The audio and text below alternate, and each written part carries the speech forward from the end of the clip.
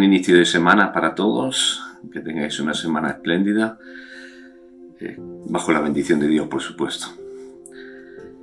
Yo quisiera leeros hoy en el libro de Esdras, en el cual estoy meditando últimamente y es de mucha bendición. Y comienza la carta, esta carta de Esdras, este libro, diciendo así: En el primer año de Ciro, rey de Persia, para que se cumpliese la palabra del Señor por boca de Jeremías, despertó el Señor el espíritu de Ciro, rey de Persia, el cual hizo pregonar de palabra y también por escrito por todo su reino, diciendo: Así ha dicho Ciro, rey de Persia: El Señor, Dios de los cielos, me ha dado todos los reinos de la tierra, y me ha mandado que le edifique casa en Jerusalén, que está en Judá. Quien haya entre vosotros de su pueblo, sea Dios con él, y suba a Jerusalén, que está en Judá, y edifique la casa al Señor, Dios de Israel. Él es el Dios, la cual está en Jerusalén.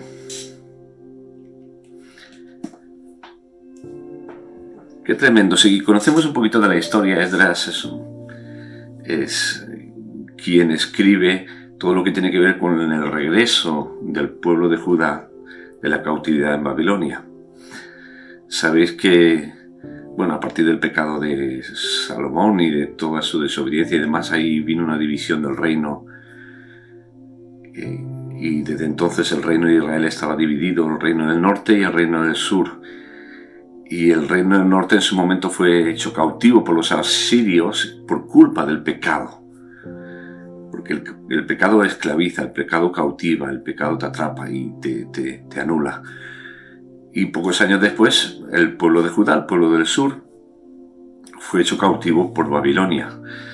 Los babilónicos entraron, destruyeron todo, se llevaron cautivos al pueblo, a la mayoría, y durante 70 años estuvieron cautivos en Babilonia. Hasta que, de repente, un día, Dios habla al rey Ciro, al rey de Persia, ¿vale? Y ordena de que salgan esos que habían sido llevados cautivos, que regresen a Jerusalén para edificar la casa del Señor.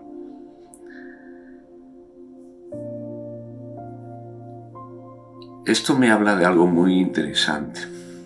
Nosotros en este tiempo nos consideramos cautivos porque estamos con las restricciones, con todas las cosas. No estamos cautivos. Tenemos libertad para predicar, tenemos libertad para anunciar a través de los medios el Evangelio de Dios. Tenemos libertad incluso para congregarnos, aunque sea en un foro limitado, y poder seguir compartiendo.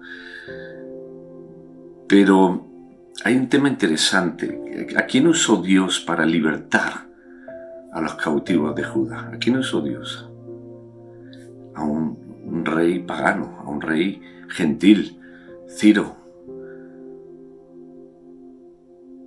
Dios despertó el espíritu de él, algo hizo en él y le habló. Y le habló de manera que él lo tuvo claro y ordenó. Dios me ha dicho, Dios me ha mandado, Dios me ha dicho que... Eso, un rey gentil que no conocía a Dios. Dios le habla de una manera tan clara y él manda, y el pueblo, y claro, hay una parte del pueblo de Judá que estaban cautivos que deciden regresar.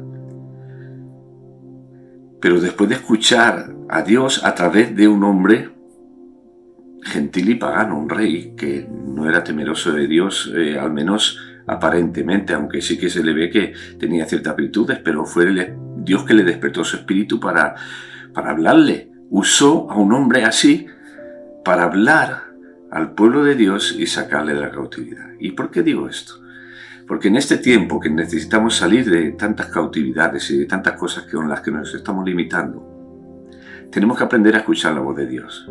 Y el problema es que condicionamos mucho la voz de Dios a la persona que la da. Y valoramos lo que Dios habla según la persona que usa o según a través de quién la habla. Y esto es un ejemplo claro de que aquí la persona no tiene nada que ver. Aquí es Dios hablando, que Dios puede usar a quien Él quiera y como Él quiera para hablarle a su pueblo, y que nosotros lo que tenemos que hacer es tener una actitud de escuchar y de obedecer. ¿Cuántas veces nos hemos dicho, no, yo no creo que... Yo no recibo esta palabra porque este hombre, este que se dice siervo, yo sé de esto, de aquello y de lo otro. Eso es un error grave. Porque no estamos para escuchar al hombre, estamos para escuchar a Dios. Y como digo, Dios puede usar a quien Él quiera. Y con eso no justifico a los siervos, empezando por mí, ni mucho menos. Nosotros somos los que más cuentas tenemos que dar a Dios de todo. Mucho más que cualquier creyente. Y Dios nos va a reclamar de una manera más dura a los siervos. Nuestro ejemplo, nuestro testimonio, todo lo demás. Pero ahora hablo de la responsabilidad del pueblo, que por encima de las cualidades, virtudes o defectos de los siervos, tienen que saber escuchar y obedecer la voz de Dios. Y en eso tenemos que aprender todos. Porque aún los siervos somos hablados por otros siervos y aún por personas, y a veces hasta por niños, que son usados para hablarnos a nosotros y exhortarnos y darnos el toque. O sea que tenemos que tener esa actitud, dejarnos ya de mirar tanto a los ungidos, a los siervos o a los que no tienen unción ninguna porque su vida... No, dejemos de mirar eso.